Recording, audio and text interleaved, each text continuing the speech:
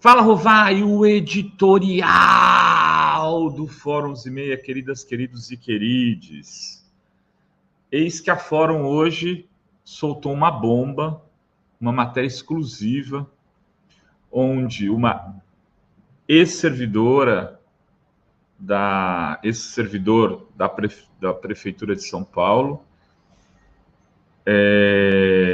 faz uma denúncia do esquema que envolveria o prefeito Ricardo Nunes, pessoa física, não é mais assessor. Ela diz que ele era o dono do esquema. E o que seria controlado pelo ex-cunhado do Marcola. Na verdade, a pessoa é servidora, né? Ex é o ex-cunhado do Marcola. Esse esquema é uma bomba que a denunciante, a pessoa que denuncia, está dizendo, se comprometeu com a Fórum a denunciar na Polícia Federal.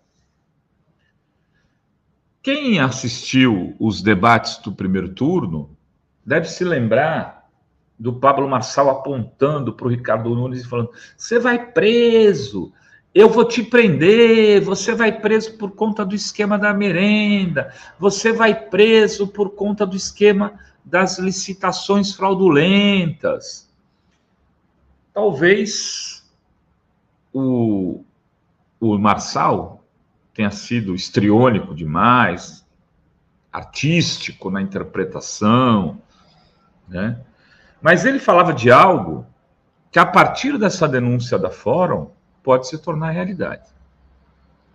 O esquema de obras emergenciais na cidade de São Paulo, licitações emergenciais para fazer obra, segundo a vereadora Luna Zaratini, teria custado 4 bilhões de reais aos cofres públicos, segundo a apuração do Tribunal de Contas da União, TCU.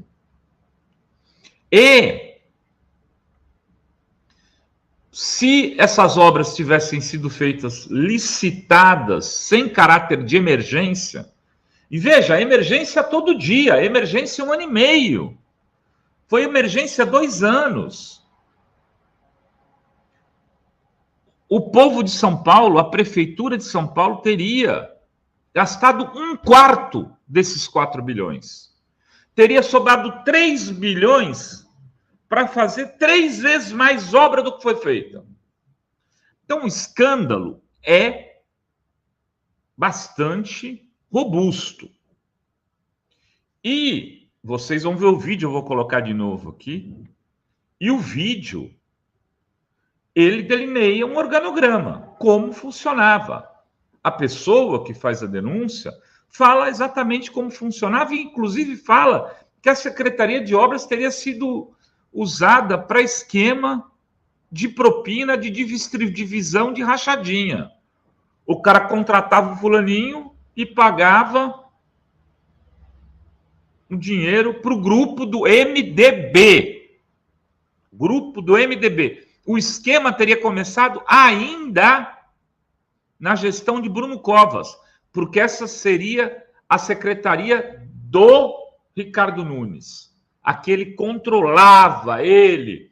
E aí levou quem? O ex-cunhado do Marcola para comandar a operação. Alguém que ele tinha conhecido numa das subprefeituras. A questão é: o Serra deixou o Kassab de vice. O Dória deixou o Bruno Covas de vice. O Bruno Covas deixou o Ricardo Nunes de vice. Assumir a prefeitura, cada um por um motivo diferente. Agora o Ricardo Nunes deixaria para a cidade de São Paulo o Coronel Araújo, Ricardo de Melo Araújo, coronel da Reserva Militar, porque é ele, bolsonarista raiz, comandou o CEAGESP, e entre outras coisas, sabe que ele fez a CEAGESP? Demitiu todo mundo que era civil, só contratou gente da Polícia Militar, pôs só militar para trabalhar com ele, e mais do que isso,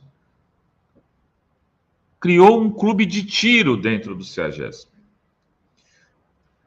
Era um esquema controlado por ele num sistema ditatorial. O CEAGESP virou uma ditadura do Ricardo Melo. Do Ricardo Melo, não. É Ricardo Melo de Araújo, o nome dele, Coronel Araújo. É mesmo Ricardo, é Ricardo e Ricardo, dupla caipira. Prefeito e vice. Aí você não troca o nome do prefeito e fica o mesmo, não. Esse consegue ser pior do que o Ricardo Nunes. O Ricardo Nunes tem boletim de agressão à ex-esposa. Esse Ricardo Melo diz o seguinte: se é diferente o tratamento que ele dá nos Jardins ao morador do que dá no Capão Redondo, porque são lugares diferentes. Então, num é com licença, por favor, eu preciso do seu documento. Na outra é tiro, porrada de bomba, tapa na cabeça e chute nos fundilhos. No menininho, e do menininho, em geral, negro, que mora na periferia, e do menininho branco, em geral, que mora nos bairros mais nobres da cidade. Esse é o Araújo. Essa questão tem potencial aqui. Sou jornalista há 35 anos. O denunciante tem o organograma do funcionamento do esquema na cabeça. O vídeo vocês vão ver aqui. Eu vou colocar de novo aqui para vocês verem. Fala nomes. Todos foram procurados pela reportagem na Fórum. Uma das pessoas respondeu. E vai depor na Polícia Federal. Nunes pode ganhar a eleição, mas pode deixar o governo pelas portas do fundo, numa cassação, inclusive, veja, com o apoio da bancada bolsonarista, que tem interesse direto no cara. Bolsonaro e Nunes fazem de conta na frente das câmeras que tem algum nível de intimidade. É zero. Do primeiro dia que o Nunes assumir o governo, se ele não entregar aquilo que o Bolsonaro quer na prefeitura e que seu grupo quer, eles vão para o impeachment. Vão virar oposição e vão batucar e vão procurar colocar o coronel Araújo como prefeito de São Paulo. É bom anotar esse nome. Aquela pessoa que estiver querendo votar agora, fazer uma opção eleitoral, procure saber também quem é o vice, porque em São Paulo o vice assume. Tosca o vídeo e a gente já fica por aqui nesse Fala Rovai, mas você assiste antes o vídeo de novo, para quem já assistiu, pode ver mais uma vez. Para quem não assistiu, quem está vendo Fala Rovai, também às 3 horas, deguste esta bomba, essa matéria jornalística feita pela Fórum, que está acostumada a revelar em primeira mão furos de reportagem. Você soube que o golpe estava vindo em 12 de janeiro na Fórum, quando o Henrique fez a matéria com um depoimento de um ex-policial federal, de um policial federal de dentro do GSI, dizendo que tinha a mão do general Heleno. Até hoje, o general Heleno não processou a Fórum. A gente sabe fazer direito. Assista o vídeo.